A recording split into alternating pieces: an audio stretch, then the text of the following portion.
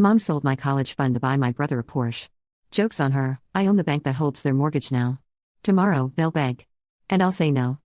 The day my grandmother died, I inherited two things: her fortune and her wisdom. Sometimes she had written in her final letter, "People show their truest selves only when they think you have nothing." I was 23 when I received that letter along with documents detailing my inheritance, $50 million in diversified investments, real estate holdings across 3 continents, and controlling shares in several major corporations.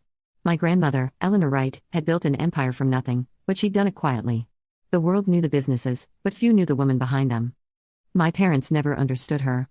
To them, Eleanor was just the frustratingly frugal mother-in-law who refused to fund their lavish lifestyle. They didn't know she was actually one of the wealthiest women in Chicago. That was exactly how she wanted it. Sophia. My mother's voice cut through my thoughts as I sat at our dining room table, still holding the letter. Did that grandmother of yours leave us anything useful? Or was it just another collection of her precious books? I looked up at Diana Maxwell, the woman who had spent the last 20 years trying to mold me into her version of the perfect daughter and failing miserably. She stood in our kitchen doorway, immaculately dressed as always, disappointment etched into every line of her face. "Just books," I lied smoothly, tucking the letter away along with some old photographs. She sighed dramatically. Typical.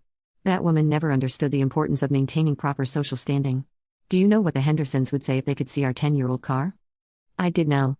I'd heard about the Hendersons, the Blackwells, and every other family my mother desperately tried to impress for the past 2 decades. Their opinions mattered more to her than oxygen. "I'm sure they're too busy with their own lives to care about our car," I said. "Mom, that's exactly the kind of attitude that worries me," she snapped. "You're just like her. No understanding of how the world really works. Thank God Alexander has more sense." Ah yes, Alexander, my younger brother, the golden child. Even now at 20, he had never worked a day in his life. Why should he? Mom and Dad funded his every whim, from his failed startup ventures to his collection of luxury watches. Speaking of Alexander, my mother continued, brightening considerably, "He's just been accepted into Harvard Business School. Your father and I are throwing a celebration dinner tonight. All the right people will be there. Wear something appropriate." Her eyes swept critically over my simple dress and minimal jewelry. I nodded, not mentioning that I'd graduated from Northwestern's business school last year. There had been no party for that. Instead, my parents had spent that weekend at Alexander's amateur golf tournament. Later that evening, I sat in my small apartment above the bookstore where I supposedly worked, reviewing my grandmother's documents. The bookstore job was actually a front.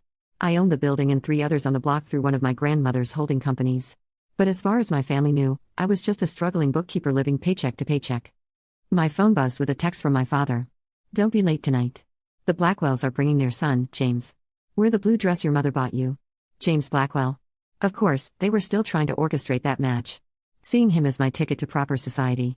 If they only knew that I could buy the Blackwells' company 3 times over. I arrived at my parents' house precisely on time, wearing a simple black dress instead of the gaudy blue one my mother preferred. The valet gave me a sympathetic look as I handed him the keys to my modest Honda Civic. Inside, the house was transformed. Crystal champagne flutes caught the light from the grand chandelier. Elegant flower arrangements adorned every surface, and the air was thick with expensive perfume and pretension. "Sophia." My mother's voice carried across the foyer, tight with barely concealed irritation. "I thought I told you to wear the blue dress." "This one was clean," I replied simply. She closed her eyes briefly, gathering patience. "At least try to make a good impression on James. His family's company is very successful." I bit back a smile, remembering the report on my desk about Blackwell Industries' recent financial troubles. Their success was mostly smoke and mirrors. At that moment, Alexander chose to make his entrance, drawing every eye in the room. He wore a perfectly tailored tuxedo that probably cost more than my supposed monthly salary. "There's my boy," our father boomed, clapping him on the shoulder.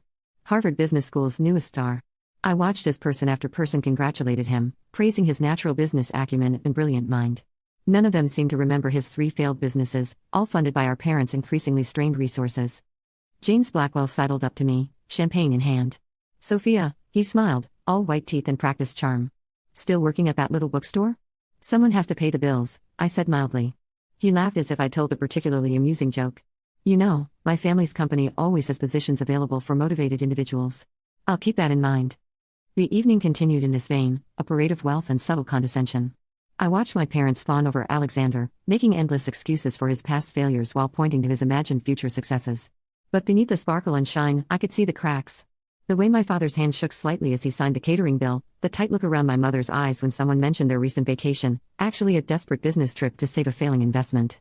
They were in trouble, though they'd die before admitting it. Years of funding Alexander's expensive education, failed ventures, and extravagant lifestyle had taken their toll. The mansion they were so proud of, the one they'd remortgaged 3 times to maintain appearances, was slowly slipping through their fingers. What they didn't know was that I'd been watching, waiting, and quietly buying up their debt through various shell companies. Every desperate loan, every refinanced mortgage, I owned them all. As I drove home that night in my sensible Honda, I thought about my grandmother's words. People do show their truest selves when they think you have nothing. And soon, very soon, my family was going to show exactly who they really were.